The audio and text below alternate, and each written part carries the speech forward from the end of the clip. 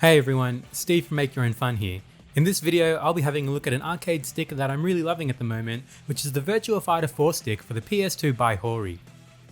At the time I'm recording and releasing this video, Virtua 5 Ultimate Showdown has just come out for the PS4, and it's reinvigorating love for the franchise, which is great to see. The chance to play VF again with people online is what inspired me to grab this stick from Japan, and I couldn't be happier with it. Starting off with the box, it's a really nice and sturdy box with some pretty cool art featuring the VF4 cast. But unfortunately, I don't read Japanese, so I couldn't tell you what most of it says. Probably my favourite part about it though, and about this whole thing, is that it was officially licensed by Sega, and in particular, the AM2 team, which if you're a fan of gaming and Sega history is a pretty cool fact. There is another release of this stick out there made for VF4 Evolution that came in either red or blue, and while it actually has two more buttons for L3 and R3, which have functions in the practice mode, I just love the simplicity and design of this black one, which is why I went for it. The stick itself is actually quite small, I'd say. I was thinking of what I could compare it to, then I realised the case is actually almost the same shape as the Japanese Virtua stick for the Sega Saturn. So I brought mine out, and wouldn't you know it, the case design is pretty similar. The Saturn stick was made by Sega themselves, so they probably told Hori to make it look more or less like this, I would guess.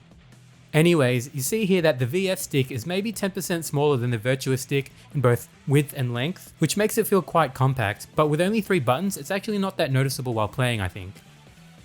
Which brings me to the key point that the main layout only has buttons for the 3 commands in Virtua Fighter: punch, kick, and guard. Which means that all your attention is just focused on moving the joystick and basically twitching one of 3 fingers. The rest of the normal PS2 buttons are up the top of the case, but there is no L3 and R3.